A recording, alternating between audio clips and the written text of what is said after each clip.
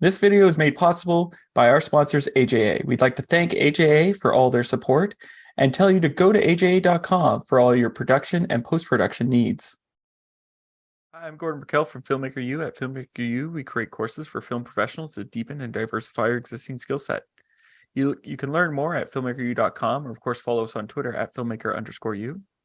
Every week, we interview a film professional to discuss their work, and this week I'm joined by Matt Allen, whose work includes VFX editing on A Man Called Otto, assisting on Bloodshot, and editing on American Murderer. Welcome to the show, Matt. Nice to be here.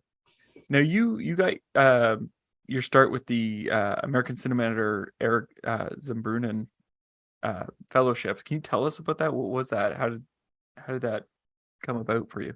Yeah, that's a really cool program that the American Cinema Editors does. So it's the Eric Zumbrunnen Fellowship is to honor Eric Zumbrunnen, Spike Jonze's former editor and longtime collaborator that passed away, unfortunately, in 2017 due to cancer. And Eric was a huge proponent of the importance of being a mentor, mentoring up and coming assistant editors. And so they kind of look for someone who's an assistant editor working towards that transition of becoming an editor, and they have this huge pool of people. It's usually 400 to 500 people every year, and then they interview 4 and then they select 1. So I was very fortunate that a couple of years ago I got that fellowship, and it kind of really opened up a lot of doors for me just to kind of advance in my career and meet a lot of really cool editors as well. I'm going to interrupt this interview for 1 second. We want to thank PixelView, one of our sponsors. They're a streaming solution for filmmakers. PixelView lets you stream your work to remote clients for easy collaboration, and it works with both on-set teams and post-production teams. With built-in video chat, you can discuss and make changes in real time and stream directly from your editing software. Or you can use the hardware encoder to stream from DaVinci Resolve or the camera on set.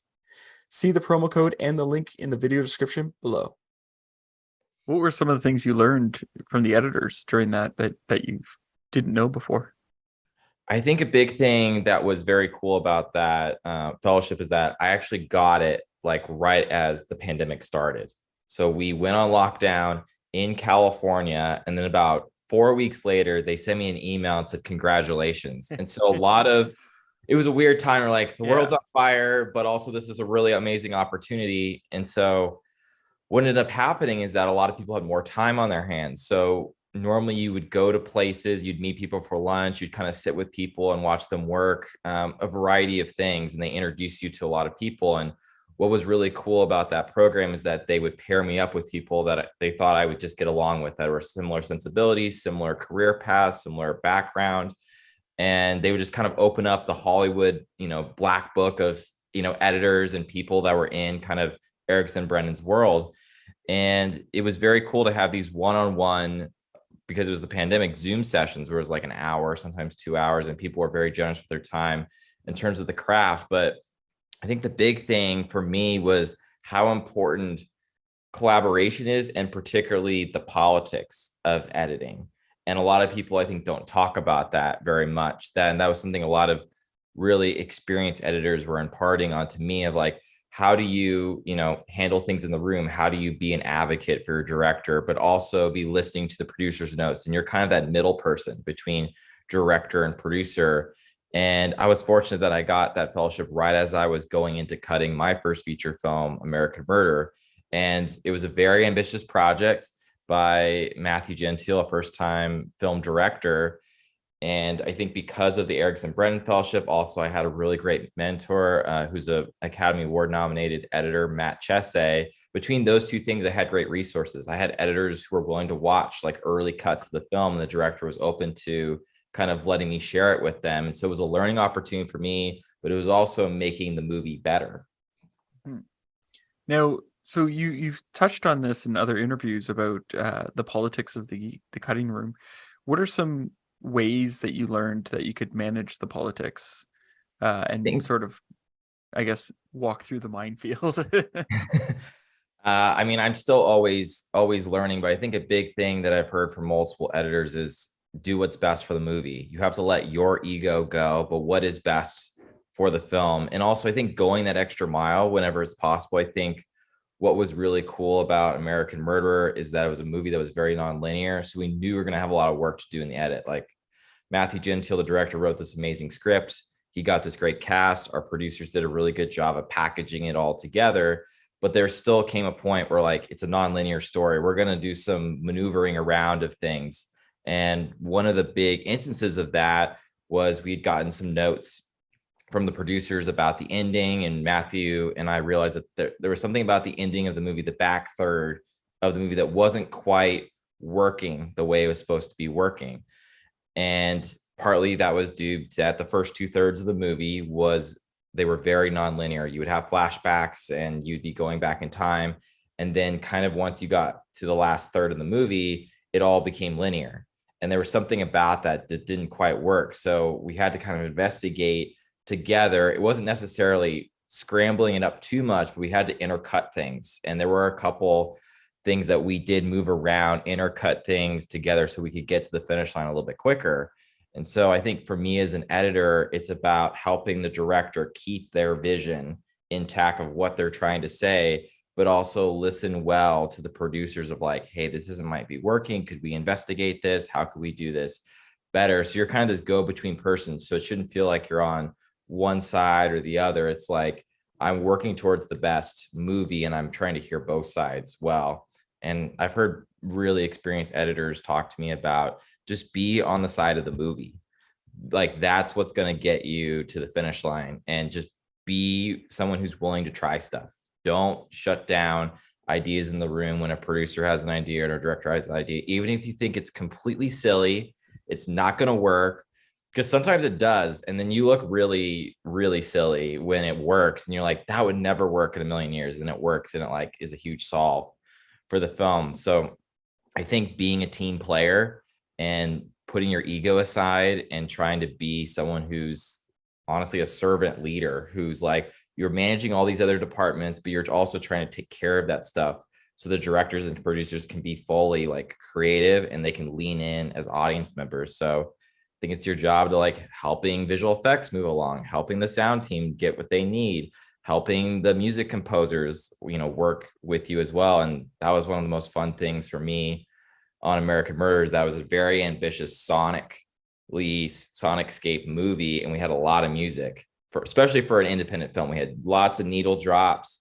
We had, lots of score. And I got to work with Scott Gentile, who's actually the director's brother. And he's this amazing classical conductor and pianist from New York. And we did the whole score remotely. Like he was working in New York. I would get on Zoom with him in the evenings and we would work together. We had an amazing music supervisor as well, Julian Drucker and Jules Zucker. And that was a really fun part for me, because I was also editing the film, but I was also doing a lot of the music editing and score producing. And I really love music and how music can help tell that story. And it really helps advance the edit. And really not great music makes good editing not look good. So I think they go together. Good music and good editing go together. Now, speaking of like trying things, I had heard a story somewhere, and I might have read it when I was researching for this, about you creating a pre-vis of a car chase. What is that? Yes. What happened with this? Can you tell us what that's all about? Yeah, so to kind of go back to the story a little bit, where we're talking about that last third, the last third was very linear, and then we needed to make it non-linear. So part of what was not working about that climax at the last third of the movie is that, our main character is like on the run.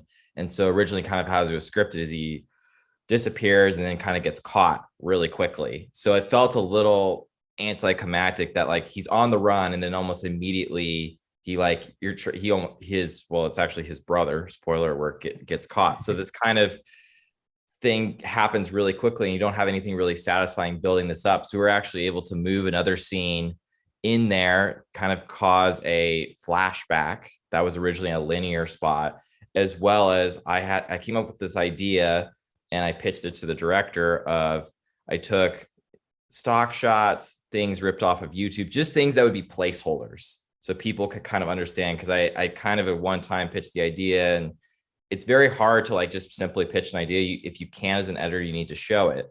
So I grabbed all those materials and kind of through temp footage put together this sequence that was like a car chase, because I knew they were going out to shoot all these second unit cars to get all these establishing shots, to get all the transitions that they hadn't gotten during kind of principal photography. And so the director saw that. He was really excited. It was a surprise. We showed it to the producers signed off on it. We made some changes together, me and the director, and then they went out and shot that. And so it was very cool. That was just a skill that I had learned working on bigger budget movies as an assistant editor. And so my goal was, even before that, I had started working with a director, basically using a pre-vis program called Shot Pro. And so that's kind of how we'd gotten working that way, where we could design sets virtually and he could shoot stuff and shoot coverage. So we pre-vis probably like 6 or 7 sequences. Like, we wouldn't shoot the really simple stuff, but things that were more like the action set pieces or things that were going to be harder to do logistically, we would shoot those in the previous stage. And it really helped him be prepared. Like, he made lots of changes from it, but a lot of it stayed the same. And a big, I think, inspiration was being an assistant editor on big movies. I think the one that I originally saw that for the first time was Disney's Christopher Robin. Like, you have virtual Winnie the Pooh, and so they have to shoot all these things in previs to kind of know what they want to do with Pooh and Piglet and Tigger, and then they go out and shoot the real plates, and then they animate and put those characters in it, because unfortunately Winnie the Pooh doesn't actually exist. So that was like a kernel that was, gestating in my brain several years before. That kind of skill set lended me to start working with Matthew and kind of showed people, oh, he can do this, because I could create footage without waiting to have footage.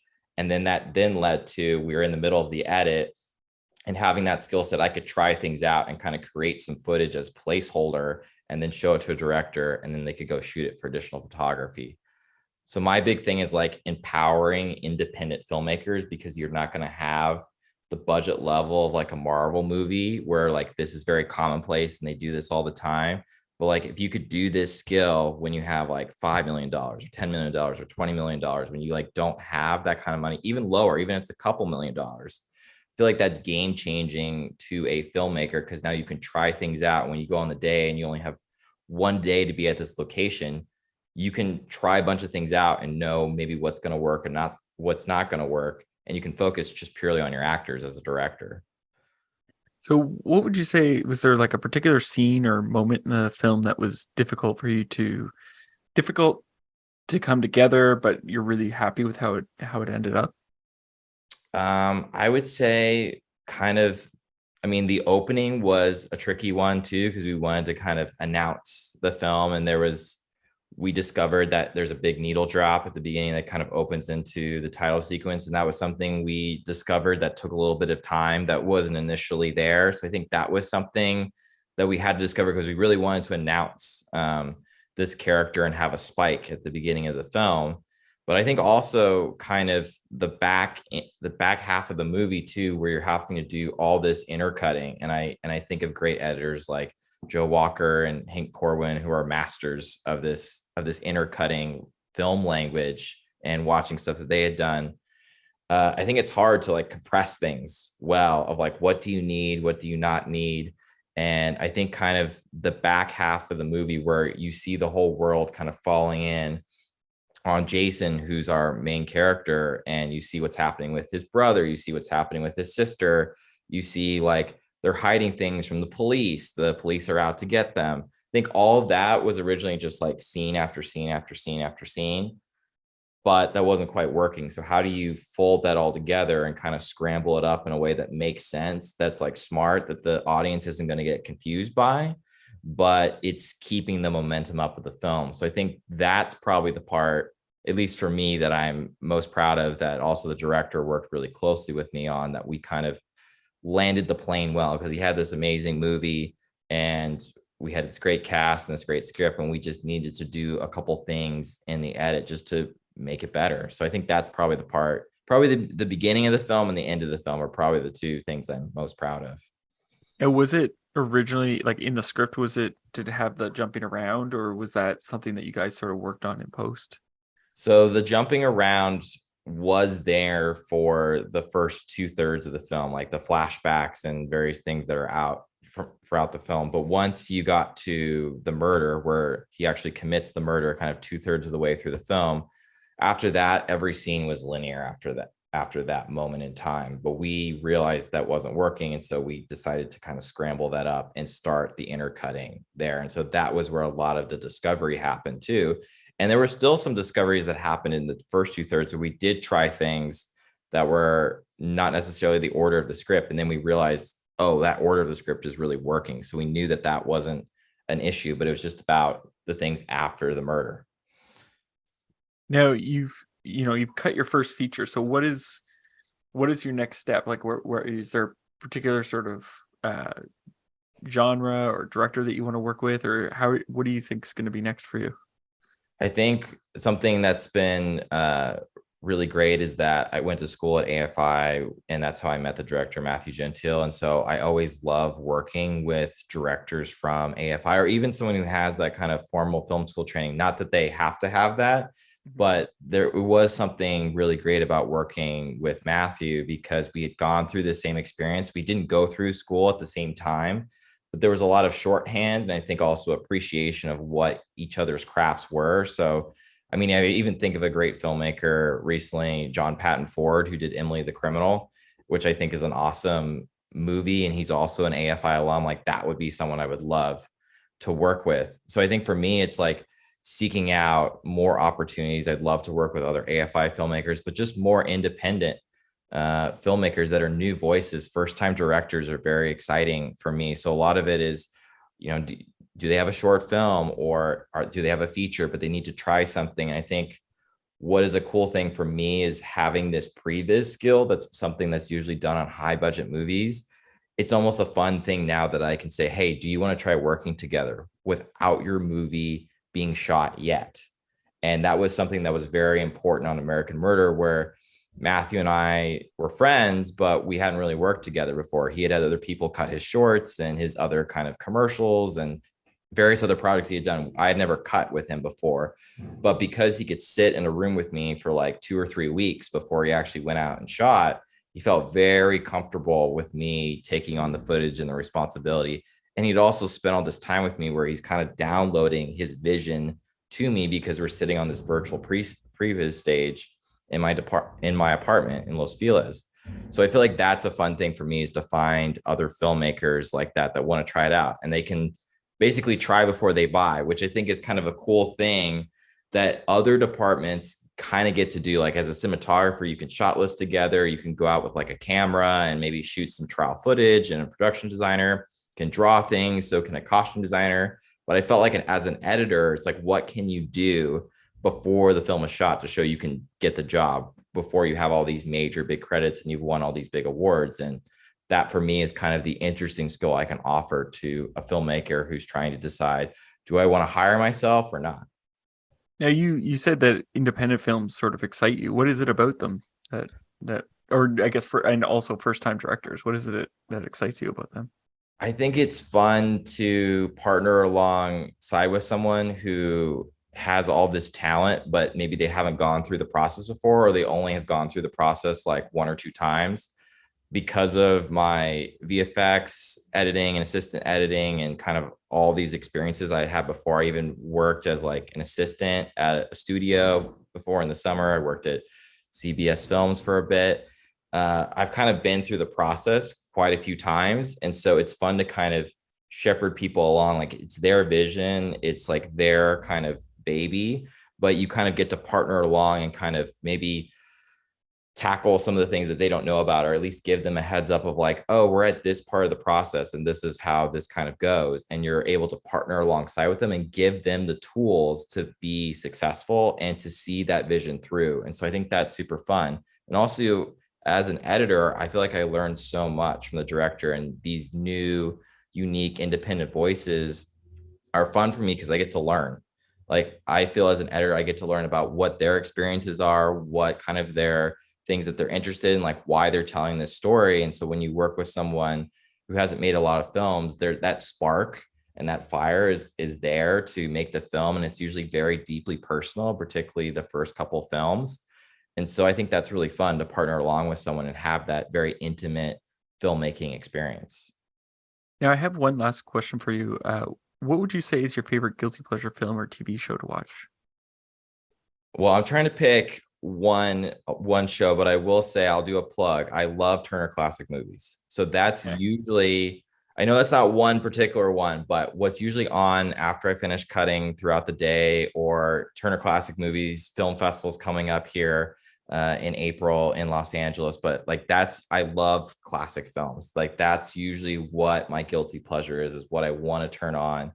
I love old stuff, old black and white things, whether it's like Casablanca, From Here to Eternity.